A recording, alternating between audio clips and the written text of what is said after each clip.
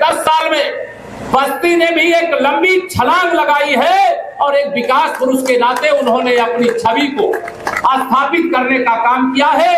कई सांसद उनसे प्रेरणा लेते, कई योजनाएं जो बस्ती के स्तर की नहीं थी, जो बड़े बड़े महानगरों को नहीं मिल सकती थी, वह बस्ती लोकसभा में लाने का काम आपके जुझारू सांसद हरीश द्विवेदी जी ने किया है।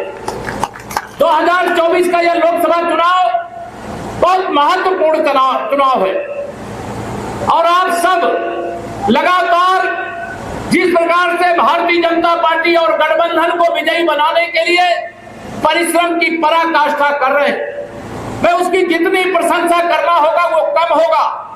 लेकिन मेरे भाई बहनों, मेरे बड़े बुजुर्गों, मेरे नौजवान दोस्तों, याद रखना, जीवन में कई बार ऐसे बड़े अवसर आते हैं, कई बार थोड़ी सी चूक हो जाती है तो बहुत पछताना पड़ता है, लेकिन 2024 का ऐसा अवसर है ही नहीं जिसमें चूकने के लिए कोई स्थान हो। मैं आप सबसे प्रार्थना करना चाहूंगा कि देश में माननीय नरेंद्र मोदी जी को तीसरी बार प्रधानमंत्री बनाना चाहते हो, दोनों हाथ उठा बता बनाना चाहते हो, माताओं बहनों दोनों हाथ उठा बता बनाना चाहते हो, तो हरीश द्विवेदी जी को 2014-2019 से भी बड़े अंतर से बस्ती से सांसद बना करके भेजना पड़ेगा। यह चुनाव, यह ध्यान रखना, माननीय नरेंद्र मोदी जी को जब मैं प्रधानमंत्री बनाने की बात कर रहा हूं, उस समय दूसरी बात भी ध्यान में रखना। एक तरफ समाजवादी पार्टी और कांग्रेस पार्टी का गठबंधन है, जिनका लक्ष्य माननीय नरेंद्र मोदी जी को प्रधानमंत्री की कुर्सी से हटाना है, गरीबी दूर करना नहीं है, भारत को मजबूत बनाना नहीं है, पिछड़ों, दलितों, आदिवासियों को आगे बढ़ाना नहीं है। उनका एकमेव लक्ष्य है कि किसी भी तरीके से मोदी जी को हटा करके प्रधानमंत्री की कुर्सी प्राप्त कर लिया जाए और फिर देश को लूटा जाए। आप सबके आशीर्वाद से 2014 में अगर माननीय नरेंद्र मोदी जी के नाम की, भाजपा के नाम की कमल के फूल की लहर थी, तो 2019 में आंधी थी, लेकिन 2024 में सुनामी है, तूफान चल रहा है। आप सबको यह अवसर मिला है। अगर आप सबने 2019 में कमल ना खिलाया होता तो क्या जो रामलला के लिए पुत्रेष्ठी यज्ञ आपकी इसी बस्ती के मखौड़ा धाम में हुआ था, रामलला का भव्य मंदिर अयोध्या में बन पाता क्या? बताओ, दोनों हाथ उठा के बन पाता क्या? अगर आपने कमल का बटन न दबाया होता तो क्या जम्मू कश्मीर से 370 हट जाती क्या? अगर आपने कमल का बटन न दबाया होता तो 4 करोड़ से अधिक गरीबों को प्रधानमंत्री आवास मिल पाता क्या?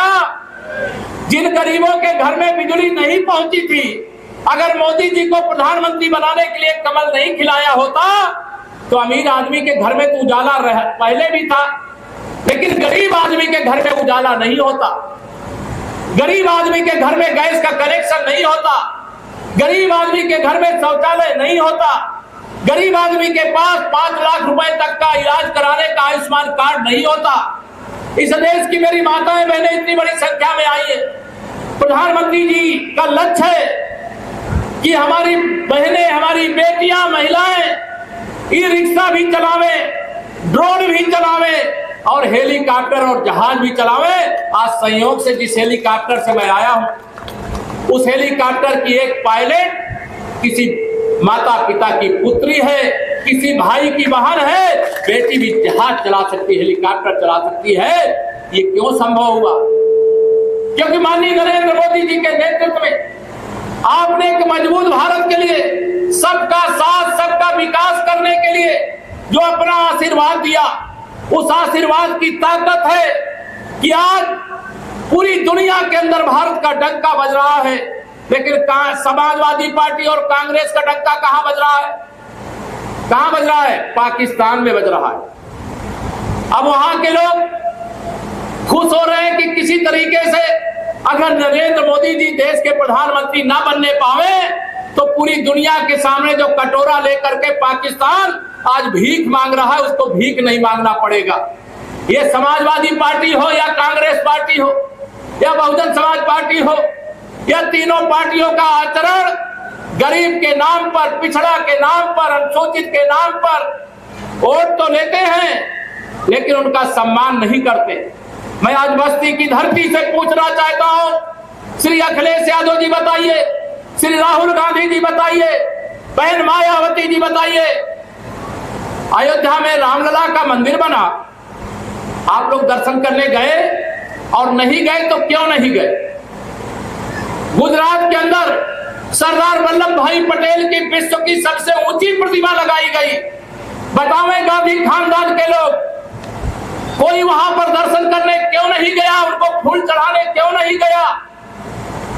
क्योंकि वह माननीय नरेंद्र मोदी जी के नेतृत्व की सरकार के माध्यम से बना। इनकी जो सोच है बहुत घटिया है। इसी उत्तर प्रदेश के मुख्यमंत्री थे बाबूजी कल्याण सिंह जी, जब वह मुख्यमंत्री थे तो उनके समय 6 दिसंबर 92 को अयोध्या में जो कलंकित ढांचा खड़ा था वो धराशायी हो गया। जब उनकी मृत्यु हुई, उनका 100 विधानसभा में रखा जाता है। श्री अखिलेश यादव जी 500 मीटर दूर बैठे थे, लेकिन वो बाबूजी को पुष्पांजलि अर्पित करने नहीं आए। लेकिन एक गरीब माँ बाप का बेटा जिसे आपने देश का प्रधानमंत्री बनाया, वो दिल्ली से चल करके लखनऊ आकर के बाबूजी को अंतिम विदाई देने का काम किया। क्या कारण है? क्यों वोट बैंक की राजनीति करते हो? क्यों जिहाद के नाम पर वोट मांगते हो? क्यों पाकिस्तान के नाम पर वोट मांगते हो? अंदर खाने आप चर्चा कर रहे हो कि मोदी जी के नेतृत्व में अगर 400 सांसद बन गए तो इस देश का संविधान और लोकतंत्र खतरे में पड़ जाएगा। मैं पूछना चाहता हूं श्री राहुल गांधी जी, श्री अखिलेश यादव जी, इस देश के लोकतंत्र और संविधान को खतरा नहीं है, आप दोनों के राजनीतिक अस्तित्व का खतरा है, आप दोनों के राजनीतिक भविष्य का खतरा है। लोकतंत्र का पुजारी तो कौन है? वही गरीब माँ बाप का बेटा, चाय बेचने वाले का बेटा, एक ओबीसी परिवार में पैदा होने वाला बेटा नरेंद्र मोदी है। आप एक पिछड़े वर्ग के प्रधानमंत्री को बर्दाश्त नहीं कर पा रहे हो। हरीश जी और हम सब 2014 में जब सांसद बनकर के गए थे, हरीश जी याद होगा आपको, जब माननीय प्रधानमंत्री नरेंद्र मोदी जी संसद भवन में प्रवेश कर रहे थे तो रुक गए। हम लोग सोचे क्यों रुक गए? उन्होंने संसद भवन की देहरी पर अपना मस्तक रख दिया और प्रणाम किया। तो कई पत्रकारों ने पूछा कि आप लोकसभा के द्वार की देहरी पर शीश क्यों झुकाया? तो मोदी जी ने कहा ये लोकतंत्र का मंदिर है और लोकतंत्र के मंदिर पर लोकतंत्र का पुजारी ही शीश झुकाता है। और माननीय नरेंद्र मोदी जी ने शीश झुकाने के बाद संसद के अंदर प्रवेश किया। बाबा साहब भीमराव अंबेडकर का बनाया हुआ वो संविधान, उस पर हाथ लेकर रख करके कहा कि आज से यही मेरा स्वप्न है।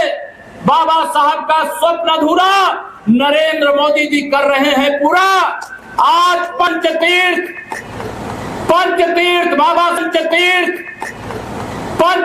बाबा साहब, भारतीय जनता पार्टी बाबा साहब के स्वप्न को पूरा किए बगैर चैन से नहीं बैठेगी। मेरे प्रधानमंत्री नरेंद्र मोदी जी के नेतृत्व में, आप सबके आशीर्वाद से अगर 10 साल मोदी जी ने सरकार चलाया तो जो काम सपा बसपा के समर्थन से कांग्रेस 60 साल में नहीं कर सकी, उससे बड़े बड़े काम माननीय नरेंद्र मोदी जी ने 10 साल के अंदर करके देने का काम किया। 10 साल के अंदर करके देने का काम। भारतीय जनता पार्टी का लक्ष्य गरीब की भलाई करना है, भ्रष्टाचार का खात्मा करना है, देश का विकास करना है, उत्तर प्रदेश का विकास करना है, बस्ती का विकास करना है, अयोध्या काशी मथुरा का भी विकास करना है, भगवान तथागत बुद्ध के स्थानों का भी विकास करना है, देश का सर्वांगीण विकास, ये मेरे प्रधानमंत्री नरेंद्र मोदी जी का लक्ष्य है। अगर सपा बसपा कांग्रेस से पूछो तो उनका नारा क्या है? मोदी जी कहते हैं सबका साथ सबका विकास, और सपा बसपा कांग्रेस वाले क्या कहते हैं? कुछ का साथ मुसलमानों का विकास, कुछ का साथ गुंडों, अपराधियों, माफियाओं, दंगाइयों, भ्रष्टाचारियों का विकास, कुछ का साथ परिवार का विकास। और मेरे मोदी जी, कुछ का साथ नहीं, सबका साथ गरीब का विकास, सबका साथ किसान का विकास, सबका साथ नौजवान का विकास, सबका साथ महिलाओं का विकास। मेरी माताओं बहनों को वह दर्द मालूम होगा किस प्रकार से जिस घर में दोनों समय के भोजन की व्यवस्था नहीं होती, उस घर में जब प्रधानमंत्री गरीब कल्याण अन्न योजना का राशन आता है, बताइए मोदी जी को आप मुंह से ना भी बोले तो मोदी जी को आशीर्वाद जाता है कि नहीं जाता? बताओ तो, जाता है कि नहीं जाता? दोनों हाथ उठा बताओ, जाता है कि नहीं जाता? बिना कुछ कहे ही मोदी जी को आशीर्वाद मिल जाता है। ये प्रधानमंत्री गरीब कल्याण अन्न योजना से ये सपा बसपा कांग्रेस वाले परेशान हैं। वो कह रहे इसको बंद करो, इसको अगर नहीं बंद करोगे तो मोदी जी को प्रधानमंत्री बनने से नहीं रोक पाओगे। लेकिन मोदी जी ने ऐलान किया है, अरे विपक्षियों, वो गरीब माँ बाप का बेटा है, वो गरीब की पीड़ा को जानता है, वो चांदी का चम्मच मुंह में लगा करके पैदा नहीं हुआ है। वो ऐसा प्रधानमंत्री है जो गरीब का दर्द जानता है। और माननीय नरेंद्र मोदी जी ने ऐलान किया है, आने वाले 5 साल तक प्रधानमंत्री गरीब कल्याण अन्न योजना का राशन जैसे मिल रहा है ऐसे ही मिलता रहेगा। अब इनको परेशानी होगी कि अगर इनको सबको राशन मिलेगा, कोई भूख से नहीं मरेगा तो इनको राजनीतिक फायदा कैसे मिलेगा? मेरे मोदी जी प्रधानमंत्री बने, उन्होंने ऐलान किया मैं भ्रष्टाचार मुक्त भारत बनाऊंगा। अब भ्रष्टाचार मुक्त भारत बनाना है अगर, तो बेईमानी करने वालों पे रोक लगाना पड़ेगा कि नहीं लगाना पड़ेगा? बताओ, लगाना पड़ेगा कि नहीं लगाना पड़ेगा? भ्रष्टाचार मुक्त भारत के लिए इन बेईमानों पर नकेल कसने के लिए मेरे मोदी जी ने कहा, न खाऊंगा न खाने दूंगा, और जिसने भी खाया है पाई पाई वसूल करके गरीब की भलाई में लगा दूंगा। अब गरीब की भलाई इनको बर्दाश्त नहीं है। क्यों नहीं बर्दाश्त है भैया? क्योंकि आप गरीब का दर्द नहीं जानते। आप एक गरीब जब कच्चे घर में रहता है और जब बरसात के महीने में पानी टपकने लगता है, झोपड़ी में रहता है, जब बरसात और आंधी में उसकी झोपड़ी और मोदी जी ने कहा है 4 जून को 4 बजे जब 400 पार होगा 3 करोड़ और गरीबों का घर बनाने का काम करूंगा। बनना चाहिए कि नहीं? बहुत सारा ये घोटाला किए हैं विपक्ष वाले। वो जब सरकार में थे, जो गरीब आदमी था उसका कागज में अमीर दिखा दिए और जो अमीर आदमी था उसको गरीब दिखा दिए। बताइए किए कि नहीं किए? बताओ जरा, किए हैं कि नहीं किए हैं? लेकिन मोदी जी ने कहा, मोदी भी गरीब माँ बाप का बेटा है, एक एक गरीब को खोजूंगा, उनकी जो समस्याएं होंगी एक एक समस्या दूर करूंगा, भारत को शक्तिशाली भारत बनाने का काम करूंगा। अब ये विरोधी बीच में आएंगे दुष्प्रचार करें। श्री हरीश द्विवेदी जी, अच्छा सही बताओ, पूरी ईमानदारी से बताना, दोनों हाथ उठा करके। जब से मेरे दोस्त हरीश जी यहाँ बस्ती से सांसद बने हैं, बताइए बस्ती का विकास हुआ है कि नहीं?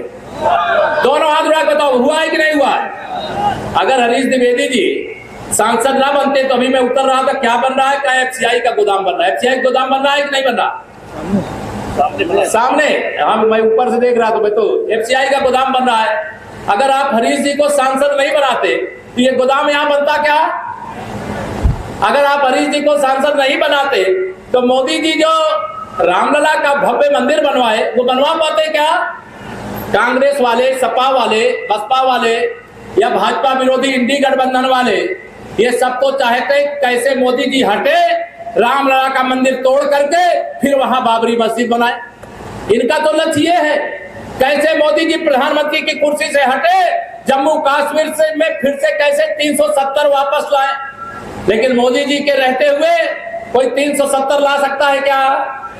दोनों हाथ उठा बताओ, ला सकता है क्या? नहीं ला सकता। और आज क्या स्थिति है? श्री राहुल गांधी जी और अखिलेश यादव जी दोनों लोग बड़ा परेशान। उनको लग रहा है जब से मोदी जी प्रधानमंत्री बने, जो पाकिस्तान भारत से कश्मीर मांगता था, आज दुनिया में कटोरा लेकर के भीख मांग रहा। ये क्यों हुआ? ये इसलिए हुआ कि आपने 56 इंच के सीने वाले को देश की बागडोर सौंपी। जब देश के प्रधानमंत्री मनमोहन सिंह जी थे तो भारत के प्रतिनिधि के रूप में भारत दुनिया के सामने गिड़गिड़ाता था। लेकिन जब आपने मोदी जी को प्रधानमंत्री बना दिया तो भारत दुनिया के सामने दहाड़ने का काम करता है, अपने पक्ष में ललकारने का काम करता है। अब ये सपा बसपा कांग्रेस वाले 2024 के इस लोकसभा चुनाव में कह रहे हैं ये अंतिम बार कोशिश है, अगर 2024 में मोदी जी को नहीं हटा पाए तब तो इनको सबको विदेश यात्रा पे जाना पड़ेगा, राहुल गांधी जी को नानी के घर जाना पड़ेगा और श्री अखिलेश यादव जी को लंदन में कहीं वो एक घर और बनवाए हैं, मुझे पता चला है वो लंदन जाने की, ऑस्ट्रेलिया जाने की तैयारी कर रहे हैं। आपको लगता है सपा की साइकिल पंचर हो गई कि नहीं हो गई? 2014 में याद रखिएगा, 2014 में जब समाजवादी पार्टी की सरकार थी, उनके गुंडे खुलेआम घूमा करते थे, अपराधी खुलेआम घूमा करते थे, तब तो आपने हरीश द्विवेदी जी को यहां से सांसद बना के भेज दिया, उनके गुंडों से नहीं डरे। 2017 में जब अखिलेश यादव जी मुख्यमंत्री थे, विधानसभा का चुनाव हुआ, आपने बस्ती की सभी सीटों को जिता करके भेज दिया, तब तो उनकी गुंडागर्दी नहीं चली। 2019 में जब सपा बसपा ने गठबंधन कर लिया, तब भी आपने हरीश द्विवेदी जी को यहां से सांसद बना करके भेज दिया। मैं आपको प्रणाम करता हूं, आपकी ताकत को प्रणाम करता हूं। 2022 में बहुत दुष्प्रचार करके कुछ सफलता इनको अर्जित हो गई, 100 से ऊपर इनके विधायक हो गए, लेकिन उनके आधे से ज्यादा विधायक इस समय भाजपा के संपर्क में। वो चाहते कैसे जल्दी से भाजपा ज्वाइन कर ले, क्योंकि समाजवादी पार्टी का सूर्य अस्त हो गया है। समाजवादी पार्टी समाजवादी पार्टी बनने जा रही है। समाजवादी पार्टी का यूपी में खाता नहीं खुलने जा रहा है। कल कन्नौज में मतदान हुआ है, श्री अखिलेश यादव जी वहां से चुनाव हार चुके हैं, केवल वोट की गिनती बाकी है। 20 तारीख को रायबरेली में चुनाव है। आपको मैं विश्वास के साथ कह करके जा रहा हूं, जैसा माहौल में रायबरेली का भी देख करके आया हूं, उनका दोस्त राहुल गांधी जो अमेठी छोड़ करके रायबरेली भाग गए, इस बार रायबरेली में भी कमल का फूल खिलने जा रहा है, वहां पर भी भारतीय जनता पार्टी जीतने जा रही है। मोदी जी को देश का प्रधानमंत्री बनाने के लिए पूरे देश का गरीब एक साथ खड़ा है। बताइए गरीब आदमी खड़ा है कि नहीं मोदी जी के साथ? बताओ मेरी माताओं बहनों, खड़े हैं कि नहीं खड़े हैं? गरीब आदमी मोदी जी के साथ खड़ा है, किसान मोदी जी के साथ खड़ा है, नौजवान मोदी जी के साथ खड़ा है। मेरी माताओं बहनों का आशीर्वाद मोदी जी के साथ है। अब मोदी जी को हराने का मंसूबा ये सपा बसपा कांग्रेस वाले किसके बल पर देखते हैं? गुंडों, अपराधियों, माफियाओं, दंगाइयों, भ्रष्टाचारियों के बल पर। कोई गुंडों के बल पर चुनाव जीत सकता है क्या? जीत सकता है क्या? गुंडों के बल पर, अपराधियों के बल पर जीत सकता है क्या? माफियाओं के बल पर जीत सकता है क्या? आदरणीय योगी आदित्यनाथ जी के नेतृत्व में उत्तर प्रदेश में जब से हम लोगों ने सरकार बनाई है, गुंडे बिल में घुस गए हैं। बिल में गुंडों का कहीं अता पता नहीं चल रहा है। माफिया परेशान है, लेकिन कैसे गुंडे, अपराधी, माफिया इकट्ठा हो जाए, अखिलेश यादव जी इसका ही यत्न दिन रात करते हैं। अभी पिछले दिनों आपने देखा है, एक मुख्तार अंसारी नाम का माफिया, गाजीपुर का रहने वाला, कई हत्याओं का अपराधी था। अगर उसकी हार्ट अटैक से मौत नहीं होती तो फांसी के फंदे पर वो जरूर बहुत जल्दी लटकाया जाता, लेकिन जब उसकी मौत हो गई, श्री अखिलेश यादव जी फतिहा पढ़ने के लिए उसकी कब्र पर गए। मालूम है कि नहीं मालूम है? आप लोग दोनों हाथ रख बताओ, मालूम है कि नहीं मालूम है? लेकिन यही अखिलेश यादव जब भगवान श्री रामलला के मंदिर का प्राण प्रतिष्ठा समारोह हो रहा था, समाजवादी पार्टी परिवार का हाथ राम भक्तों के खून से रंगा हुआ है, फिर भी श्री राम जन्मभूमि तीर्थ क्षेत्र ट्रस्ट ने उनको निमंत्रण दिया कि आइए रामलला का दर्शन करिए, प्राण प्रतिष्ठा समारोह में शामिल होइए। रामलला के प्राण प्रतिष्ठा समारोह का निमंत्रण ठुकरा दिया। बाबूजी कल्याण सिंह जी की मौत हुई थी, उनका 100 विधानसभा परिसर में रखा था। अखिलेश यादव जी के घर से 500 मीटर की दूरी थी, उनको श्रद्धांजलि देने नहीं आए, लेकिन एक माफिया की कब्र पर फतिहा पढ़ने के लिए गए, जिन्होंने बाबूजी कल्याण सिंह का अपमान किया, जिन्होंने रामलला का निमंत्रण ठुकराया। मैं आप सब लोगों से निवेदन करता हूं, 2024 के चुनाव में उनको ठुकरा दीजिए। ये आईसीयू में पड़ी हुई पार्टियां हैं, सपा हो, बसपा हो, कांग्रेस हो। अब इनको ऑक्सीजन देना चाहिए क्या? दोनों हाथ उठा बताओ, देना चाहिए क्या? अब इनको ऑक्सीजन देने की आवश्यकता नहीं है। अगर सपा सांपनाथ है तो बसपा नागनाथ है, कांग्रेस कालिया नाग है। ये डसने का काम करते हैं, सेवा करने का काम नहीं करते हैं। और मेरे प्रधानमंत्री मोदी जी लगातार 2014 से लेकर के 2024 तक आप बताइए, एक भी दिन की मोदी जी ने छुट्टी लिया है क्या? दोनों हाथ उठा बताओ, मोदी जी ने छुट्टी लिया है क्या? उनका तन समर्पित, मन समर्पित और यह जीवन समर्पित इस भाव से भारत माँ की, भारत के एक एक गरीब की, एक एक किसान की, एक एक मजदूर की सेवा में लगे हुए हैं। और उनको आप प्रधानमंत्री की कुर्सी से हटाने के स्वप्न देख रहे हो। आप संसद का मुंह भी नहीं देख पाओगे। देश के संसद भवन का, नए संसद भवन का जब लोकार्पण हुआ तो उसका भी निमंत्रण ठुकरा दिया गया। क्यों ठुकराया गया? क्योंकि देश के प्रधानमंत्री एक ओबीसी वर्ग से आने वाले माननीय नरेंद्र मोदी जी उसका उद्घाटन करने जा रहे थे, इसलिए निमंत्रण ठुकरा दिया। उसी संसद भवन में जो पहला कानून बना वो नारी शक्ति बंधन अधिनियम 2023, जैसे ग्राम प्रधान महिलाएं बन सकती है, चेयरमैन महिलाएं बन सकती है, जिला पंचायत की सदस्य और अध्यक्ष महिलाएं बन सकती है, वैसे अब देश की संसद और विधानसभा में 100 में से 33 महिलाएं चुन करके जाएंगी। ये मोदी जी ने कानून बना दिया है, वो उसके लिए मैं आप सबको बधाई देना चाहता हूँ। 2024 की लोकसभा चुनाव में आप सब बताइए, हरीश द्विवेदी जी को जिताने का संकल्प दोनों हाथ उठा बताइए, ले रहे हो कि नहीं ले रहे हो? हरीश द्विवेदी जी को, क्योंकि मोदी जी प्रधानमंत्री तब बनेंगे जब 400 पार होगा। अब जब 400 पार होगा तो पाकिस्तान के कब्जे वाले कश्मीर में भी भारत का तिरंगा लहरा रहा होगा। ये मोदी जी की गारंटी है। इस देश के एक एक समस्या का समाधान ये मोदी जी की गारंटी है। मैं आप सब यहाँ पर आए हुए भाई बहनों, बड़े बुजुर्गों, नौजवान दोस्तों से ये कहना चाहता हूँ, जब मोदी जी देश में प्रधानमंत्री पद की शपथ लिए थे उस समय हमारे देश की अर्थव्यवस्था 11वें नंबर पे थी, आज 5वें नंबर पे है। लेकिन आप सबके आशीर्वाद से फिर कमल खिलने जा रहा है, फिर मोदी जी तीसरी बार प्रधानमंत्री बनने जा रहे हैं, हरीश द्विवेदी जी तीसरी बार सांसद बनने जा रहे हैं।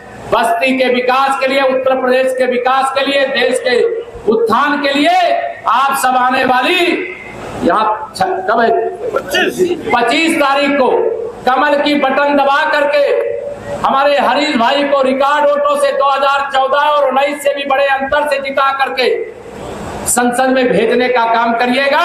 यह आप सबसे अपील करता हूं। और यह भी ध्यान रखना, यहाँ प्रत्याशी हरीश द्विवेदी जी नहीं, यहाँ प्रत्याशी प्रधानमंत्री श्री नरेंद्र मोदी जी हैं। यहाँ प्रत्याशी मुख्यमंत्री योगी आदित्यनाथ जी हैं। यहाँ प्रत्याशी केशव प्रसाद मौर्य है आपका। इससे मैं मंच और मंच के सामने बैठे हुए सबसे विनती करूंगा कि हरीश जी को भारी अंतर से विजयी बना करके तीसरी बार मोदी सरकार बनाने के लिए अपना आशीर्वाद दीजिए। आप सबके बीच में मुझे फिर मौका मिलेगा, मैं फिर आऊंगा। मैं आप सबसे वादा लेकर के जाऊं, पक्का है ना? दोनों हाथ में माताओं बहनों भी आशीर्वाद दो अपने खड़े होकर के। आप सब लोग अपने स्थान पे खड़े हो जाओ। एक आशीर्वाद आज आपको मोदी जी को देना है। मोदी जी आज नामांकन कर रहे हैं बनारस से, मालूम है कि नहीं मालूम है? मोदी जी को जिताना है, हरीश जी को जिताना है, कमल का फूल खिलाना है और तीसरी बार मोदी सरकार बनाना है। दोनों हाथ उठा के बोलो, भारत माता की, भारत माता की, भारत माता की। एक बात भूल गया, वैसे अभी प्रधानमंत्री जी बस्ती आने वाले, लेकिन उन्होंने कहा मेरी ओर से सबको प्रणाम कह देना, राम राम कह देना, जय श्री राम कह देना। कहना मैंने 370 हटा दिया है।